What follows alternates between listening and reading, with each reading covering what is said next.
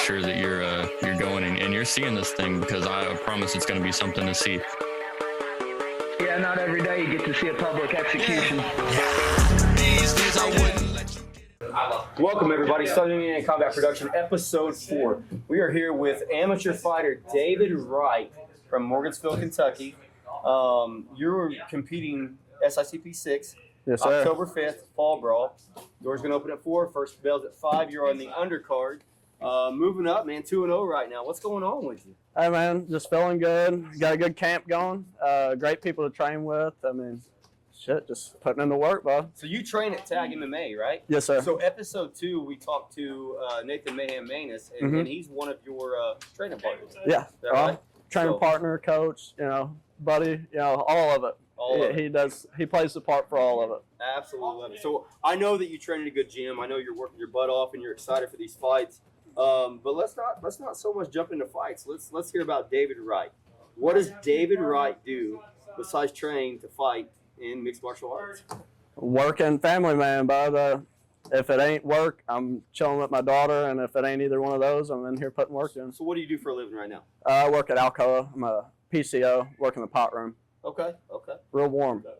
Good job. Yeah, good money. As hot as it is. Definitely keeps that weight under control, that's for sure. That's one of the easiest parts about it, and that's not saying much. So 2-0, you're getting ready to make your third fight, and all fights have been with Southern Indiana Combat Production. Yes, sir. So I know you haven't experienced the outside stuff like that. What's the emotions that you feel whenever you walk inside, you know you're competing with Southern Indiana Combat? Man, I love it.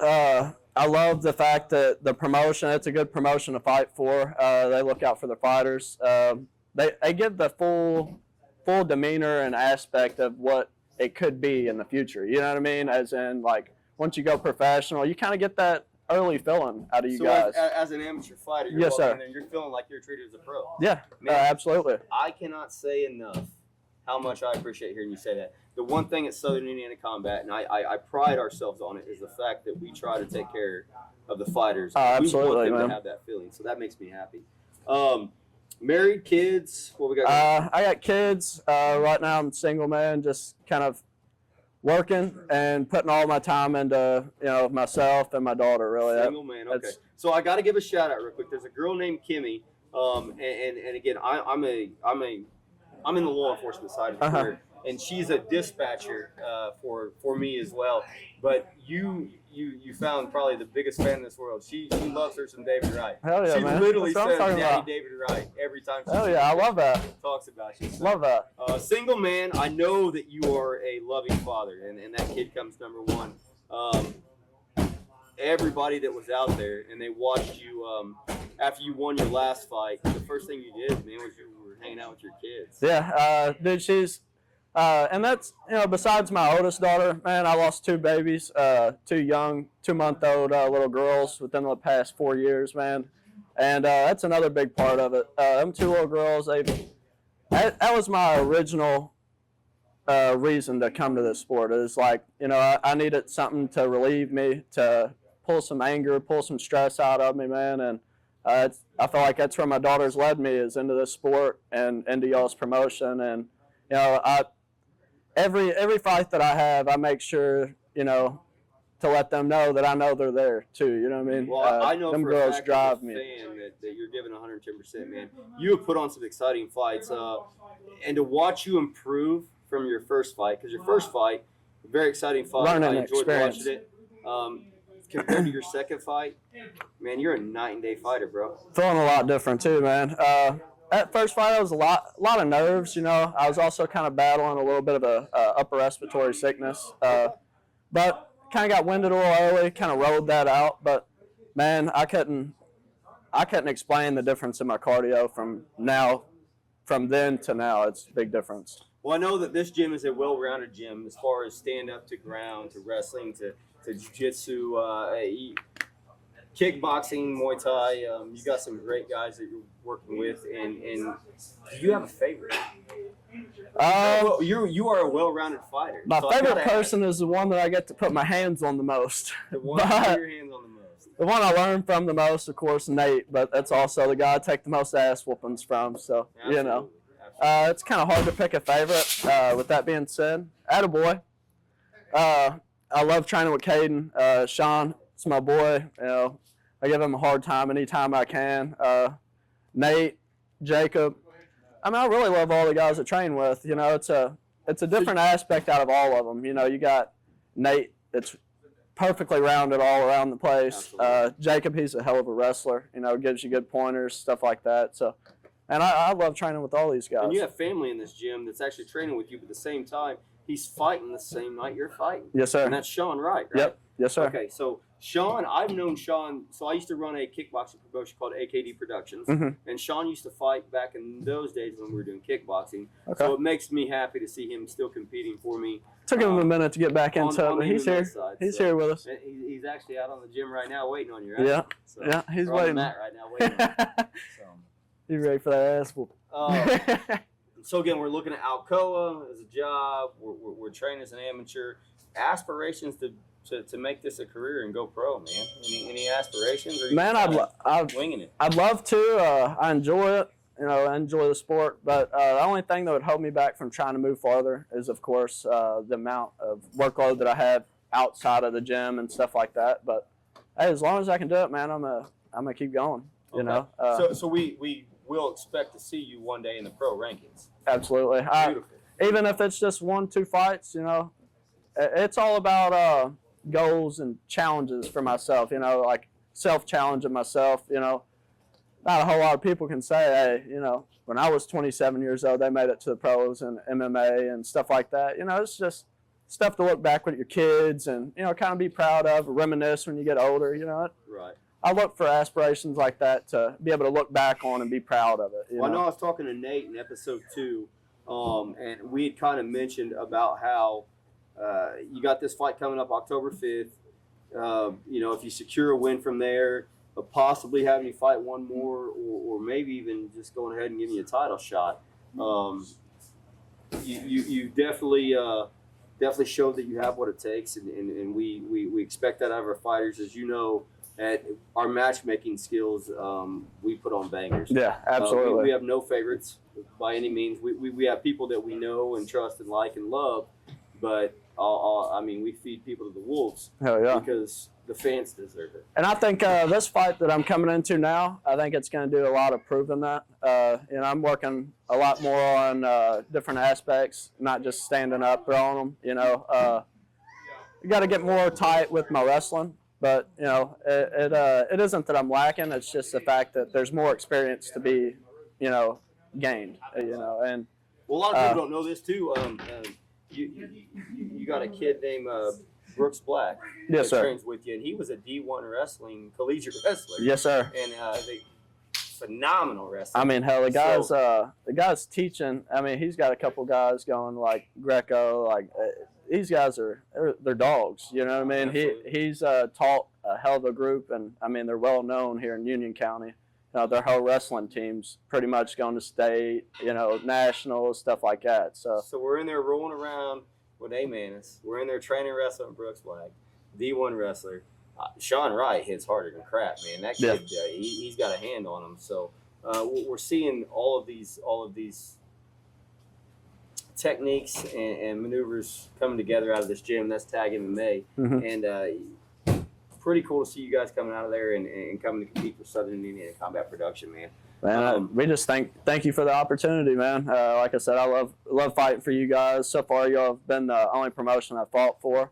I mean, not due to the fact I just don't have a lot of time to open up my schedule to go somewhere else and fight and stuff. But maybe in the near future, we might be able to do a little bit more. But. Absolutely, and we are all about supporting other regional shows and stuff like that, because that's what we are. We're a regional show. Like right. we try to thrive. Like you got Future Fighting over in Kentucky. They put on a good show.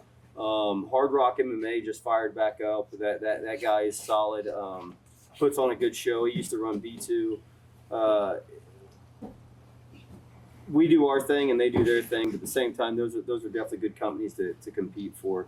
Then you have other shows, you know, that are not so good to compete for. But at the same time, as long as they're taking care of their fighters and showing that, you know, they care about you guys, I would highly recommend bouncing around and seeing what else is out there as well. Well, and it's more or less for just the numbers aspect, you know.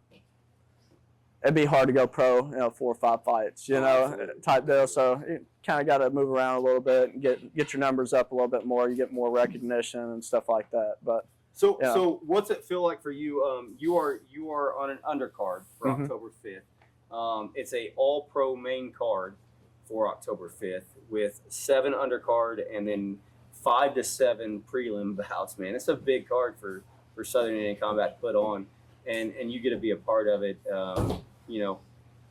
You've been there whenever there was a couple pro fights. You've been there when there's like 4 or 5 pro Yeah. fights, and now you're competing on a stage where it's all pros. yeah. So, I mean, what's that feel like for you? Dude, I'm pretty excited, honestly. I love the fact that not only other people have seen my progression, but I'm able to self-reflect and see that progression. I started out that first fight card that I fought on. I fought the very first opening fight. Then second event I fought third or fourth.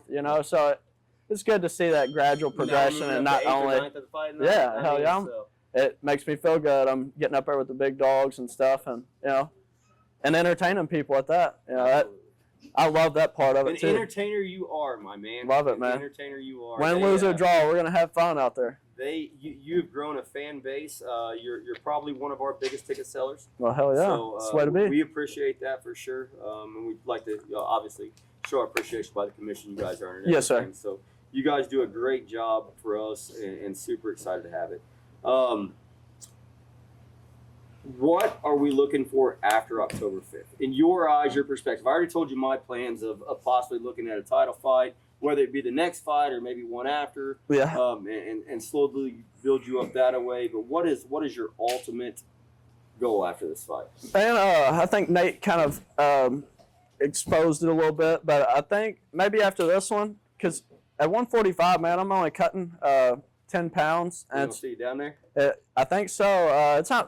It's not a very hard weight cut. I'll go to work, eat good, drink water, and I'll still cut 10 pounds. And that next morning I'm well ready for the weigh-ins. So Okay.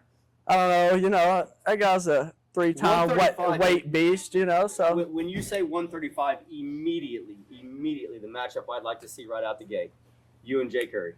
yeah. I would love to see you guys. I fight was just seeing some footage of him and stuff like that, and I was thinking kind of the same thing. I like to Jay's run got it. a good wrestling background. He's a strong striker. You got a good wrestling background, strong striker. I think it'd be a Jiu-jitsu as banger. well. I think that would be a banging of a fight. Hell yeah, I'd be down.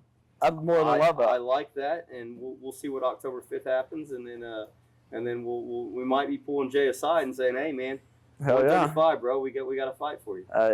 We can make it official and go ahead and do a call out if you want to, but I don't run for much. You're an entertainer. I don't like run it, for man. much. No, you don't. Now all it does is push you to put more work in. At the end of the day, Absolutely. it's something else to build on.